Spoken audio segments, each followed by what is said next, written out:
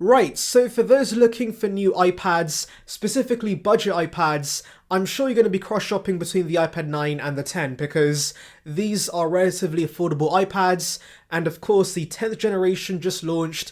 It does have some major upgrades, but it also comes with a much higher price tag. And so some of you guys might be wondering, is the premium worth it for the iPad 10 or not? So let's begin with the design, and this undoubtedly is the big change with the new base iPad because this finally gets the iPad Pro design language. So yeah, you get the flat sides, you get fun colors, and you get much thinner bezels on the front. It is a nice design change compared to, of course, the iPad 9, which looks identical to the iPad Air that launched back in 2013. So you have super thick forehead and chin, and of course a curved design that looks pretty old. And also do remember the iPad 9 only comes in space gray and silver, so of course if you want any fun colors, you have to go for the iPad 10 instead.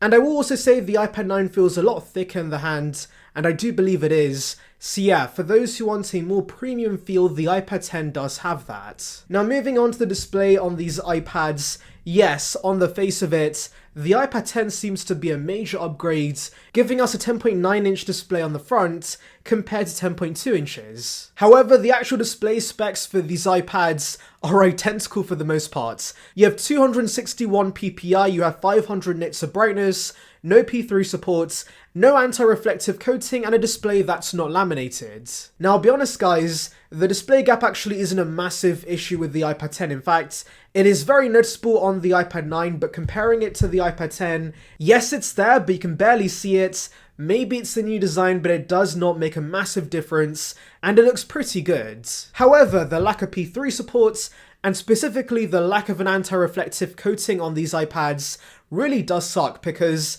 when these don't have high brightness in the first place, using these outdoors or near a window is kind of a pain because you can barely see the display on these.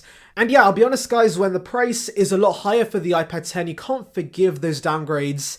And so yeah, that's a real shame. Now moving to performance with these iPads, there is a sizable difference. You have A13 in this, A14 in that, 3 gigs of RAM in this, and 4 gigs of RAM in that. Now I do want to mention guys, the A14 in this new base iPad actually has been throttled, and so the performance in this actually is worse than the iPad Air 4, and so as a result, the difference in terms of data usage between these iPads actually isn't that major. However, the additional RAM is nice to have, and this definitely does hold more apps in the background, and also that's going to help with the longevity of this device. So yeah, ultimately the performance is better, but of course, for the much higher price, it's again not giving us enough. Now battery life is basically the same with these iPads.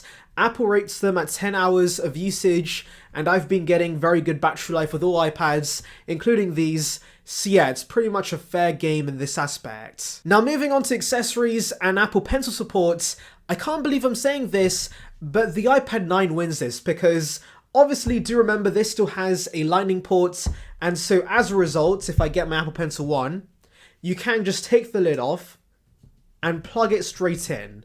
Now this, a long time ago, was ridiculed for being stupid, but now with the iPad 10, we actually prefer this, and this is better than whatever Apple's done with the base iPads. Because yes, let me demonstrate it for you guys again. There is now an adapter involved. Here it is, it's £9. Need to buy it separately, put it in, and then, oh, I don't have the wire. Give me a minute. Right people, I'm back with the wire, so let's continue with this. Plug this in. There we go. This is how you charge Apple Pencil 1 on this new iPad.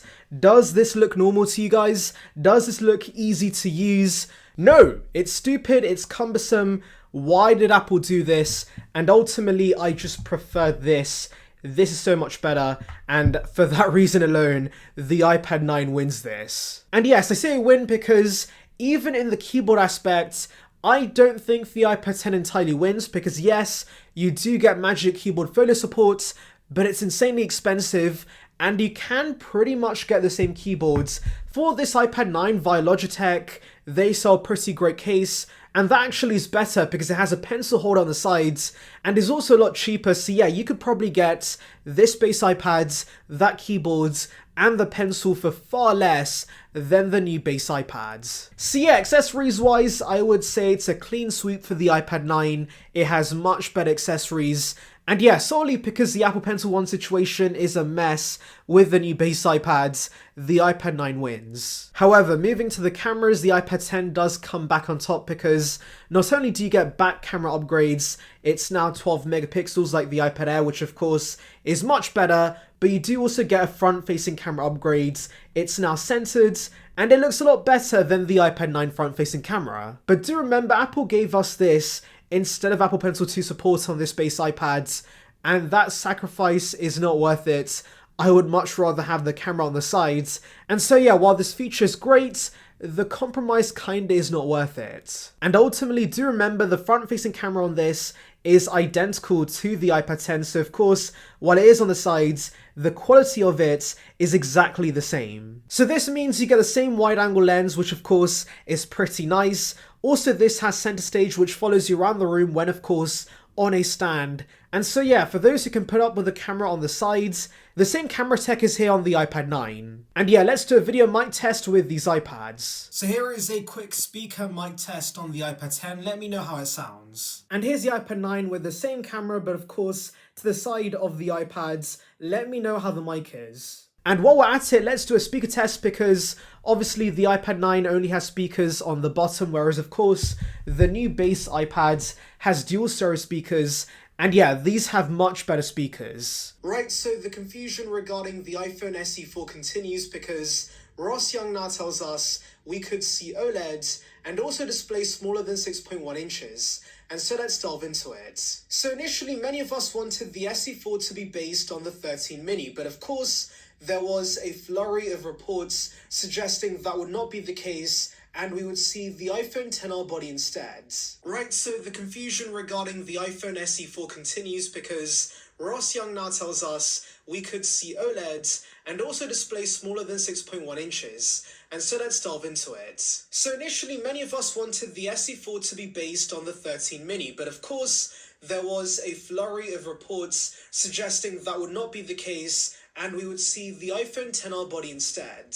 And by the way, one more thing to note, you actually do not get 4K video support with the rear camera on the iPad 9, so of course, for those recording videos, the iPad 10 might be the one to get. Now moving on to biometrics, both these iPads have Touch ID, but of course, the iPad 9 has Gen 1 Touch ID, whereas of course, the new base iPads gets Gen 2 speeds, and so it's way faster to use. I will test it for you guys right now, and as you can see, it's super fast. Whereas with the iPad 9, it does take a little longer, but of course, it's still just as reliable. Now moving on to connectivity with these iPads, this does have 5G and of course, Bluetooth 5.3, but to be honest, it does not make a massive difference. However, both these iPads don't have simultaneous dual band, which means the Wi-Fi speeds are generally a lot worse than, of course, other iPad models. And that's a real shame for this new base iPad because it's a lot more expensive and older iPad Airs have had the tech, so of course, giving it to this iPad 10 would have been appreciated. And one more disappointment for you guys, there is a USB-C port on this, which of course is very nice, but it actually does not have much better transferring speeds. It still has USB 2.0 speeds, much like Lightning. And so yeah, to be honest, I would have preferred Apple giving us Lightning on this, just so you can connect the Pencil directly to the iPads and not fiddle with adapters and wires. So yeah, that's basically everything, and to be honest, it's a mixed bag. Yes, the iPad 10 does have a lot of upgrades, but it also has some weird side grades, and ultimately for a much higher price, I don't think this is worth it. Because of course, the iPad 9 being an older product, it has come down in price. It's now often found for $300, and the value on this is just incredible. For that price, the features this has is very solid. And do remember that ultimately the iPadOS experience between these iPads is very similar. In fact, that's the case for all iPads. They are all basically offering the same iPadOS features. And so yeah, for those on a budget, this iPad might be the one to get. And yeah, I'm sure there's going to be students buying these iPads, and so do remember you can probably get a 64 gig iPad 9 with, of course, Pencil 1 and a Logitech keyboard for less than this new base iPad. And if you're willing to splurge in the first place, you can just get the iPad Air 4 instead. I've done a video on that of course you can check out in the icon above.